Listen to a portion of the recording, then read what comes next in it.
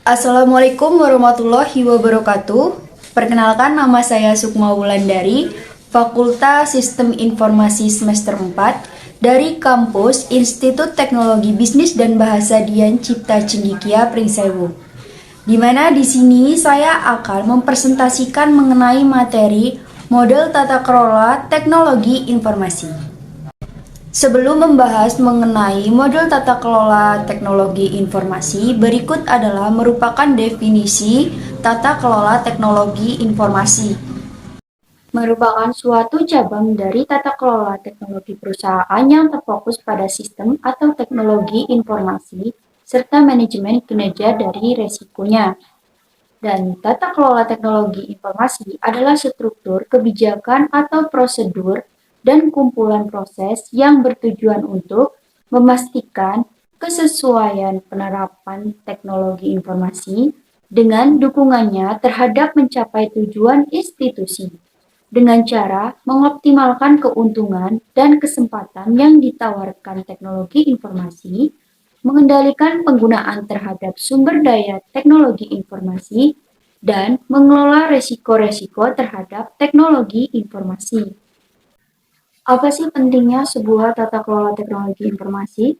Di lingkungan yang sudah memanfaatkan teknologi informasi atau TI, tata kelola TI, memang hal penting yang harus diperhatikan. Hal ini dikarenakan ekspektasi dan realitas seringkali tidak sesuai.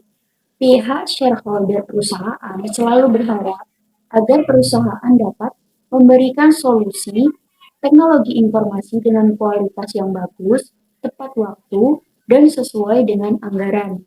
Menguasai dan menggunakan teknologi informasi untuk mendatangkan sebuah keuntungan dan menerapkan teknologi informasi untuk meningkatkan efisiensi dan produktivitas sambil menangani resiko teknologi informasi.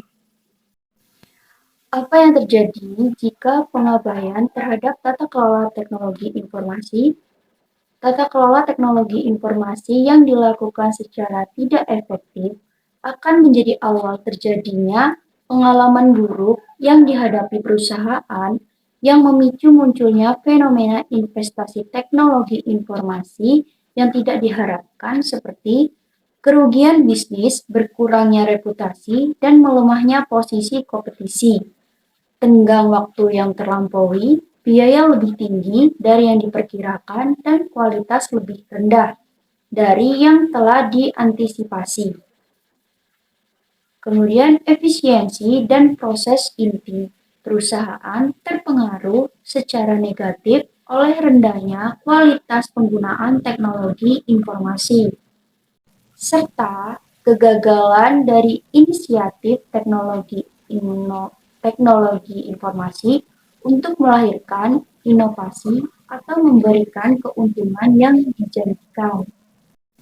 Apa sih manfaat tata kelola teknologi informasi? Lebih singkatnya adalah untuk mengatur penggunaan teknologi informasi dan memastikan kinerja teknologi informasi sesuai dengan tujuan atau sesuai dengan fokus utama area tata kelola teknologi informasi. Berikut merupakan 5 fokus utama dari sebuah tata kelola teknologi informasi. Strategi Alekman yaitu memastikan adanya hubungan perencanaan organisasi dan teknologi informasi dengan cara menetapkan, memelihara, serta menyesuaikan operasional teknologi informasi dengan operasional organisasi.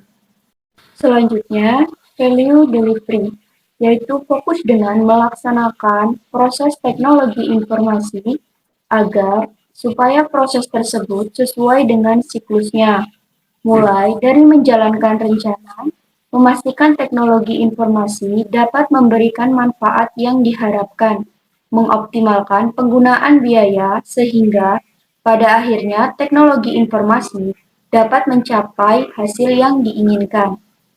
Selanjutnya, risk management. Untuk melaksanakan pengelolaan terhadap risiko, dibutuhkan kesadaran anggota organisasi dalam memahami adanya risiko, kebutuhan organisasi, dan risiko-risiko signifikan yang dapat terjadi, serta menanamkan tanggung jawab dalam mengelola risiko yang ada di organisasi. Selanjutnya, resource management, yaitu fokus pada kegiatan yang dapat mengoptimalkan dan mengelola sumber daya teknologi informasi yang terdiri dari aplikasi, informasi, infrastruktur, dan sumber daya manusia. Dan performance management, yaitu mengikuti dan mengawasi jalannya pelaksanaan rencana, pelaksanaan proyek, pemanfaatan sumber daya, kinerja proses, dan penyampaian layanan sampai dengan pencapaian hasil teknologi informasi. Berikut merupakan beberapa model tata kelola teknologi informasi. The IT Infrastructure Library atau ITIL yang dikembangkan oleh The Office of Government Commerce atau OGC, suatu badan di bawah pemerintahan Inggris dengan bekerja sama dengan The IT Service Management Forum atau ITSMV dan British Standard Institute atau BSI. ITIL merupakan suatu framework pengelolaan layanan teknologi informasi atau IT Service Management ITSM yang sudah diadopsi sebagai standar industri pengembangan industri perangkat lunak di dunia. ITSM memfokuskan diri pada 3 tujuan utama, yaitu 1. Menyelaraskan layanan teknologi informasi dengan kebutuhan sekarang dan yang akan datang dari bisnis dan pelanggannya. Yang kedua, memperbaiki kualitas layanan-layanan teknologi informasi. Dan yang ketiga, mengurangi biaya jangka panjang dari pengelolaan layanan-layanan tersebut. Kemudian standar ITIL berfokus kepada pelayanan customer dan sama sekali tidak menyertakan proses penyelarasan strategi perusahaan terhadap strategi teknologi informasi yang dikembangkan. Selanjutnya ISO atau IEC 17799 yang dikembangkan oleh The International Organization for Standardization atau ISO dan The International Electronic Technical Commission atau IEC yang bertujuan memperkuat 3 elemen dasar keamanan informasi, yaitu 1. Confidentiality yang memastikan bahwa informasi hanya dapat diakses oleh yang berhak. Kedua, integrity menjaga akurasi dan selesainya informasi dan metode pemrosesan. Dan yang ketiga, availability yang memastikan bahwa user yang terotorisasi mendapatkan akses kepada informasi dan aset yang terhubung dengannya ketika memerlukannya. Selanjutnya, COSO merupakan kependekan dari Committee of Sponsoring Organization of the AAA Commission, sebuah organisasi di Amerika yang berdedikasi dalam meningkatkan kualitas pelaporan finansial, mencakup etika bisnis, kontrol internal, dan corporate governance. COSO Framework terdiri dari 3 dimensi, yaitu yang pertama, komponen kontrol COSO, mengidentifikasi 5 komponen kontrol yang diintegrasikan dan dijalankan dalam semua unit bisnis dan akan membantu mencapai sasaran kontrol internal, yaitu yang pertama, monitoring, yang kedua, information and communication, yang ketiga, control activities, yang keempat, risk assessment, dan yang kelima, control environment. 2. Sasaran kontrol internal. Sasaran kontrol internal dikategorikan menjadi beberapa area, yaitu sebagai berikut. 1. Operation, efisiensi dan efektivitas operasi dalam mencapai sasaran bisnis yang juga meliputi tujuan, performansi, dan keuntungan. Yang 2. Financial reporting, persiapan pelaporan anggaran finansial yang dapat dipercaya. Dan yang ketiga, compliance, yaitu pemenuhan hukum dan aturan yang dapat dipercaya.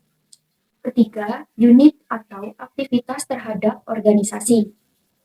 Dimensi ini mengidentifikasikan unit atau aktivitas pada organisasi yang menghubungkan kontrol internal. Kontrol internal menyangkut keseluruhan organisasi dan semua bagian-bagiannya.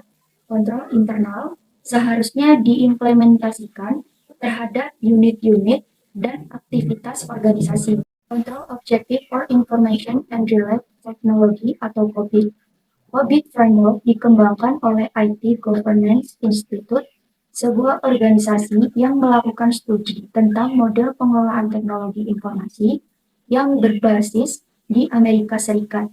COBIT Framework terdiri atas 4 domain utama, yaitu yang pertama Planning and Organization, yang kedua Acquisition dan Implementation, yang ketiga Delivery and Support, dan yang keempat Monitoring. Planning and Organization, domain ini menitikberatkan pada proses perencanaan dan penyelarasan strategi teknologi informasi dengan strategi perusahaan. Yang kedua, Acquisition dan Implementation, domain ini menitikberatkan pada proses pemilihan, pengadaan, dan penerapan teknologi informasi yang digunakan. Dan yang ketiga, Delivery and Support, domain ini menitikberatkan pada proses pelayanan teknologi informasi dan dukungan teknisinya. Yang keempat, Monitoring, domain ini menitikberatkan pada proses pengawasan pengelolaan teknologi informasi pada organisasi. COBIT mempunyai model kematangan atau maturity model untuk mengontrol proses-proses dengan menggunakan metode penilaian atau scoring, sehingga suatu organisasi dapat menilai proses-proses teknologi informasi yang dimilikinya dari skala non-existent sampai dengan optimis dari 0 sampai 5. Mungkin sekian presentasi dari saya. Saya akhiri. Wassalamualaikum warahmatullahi wabarakatuh.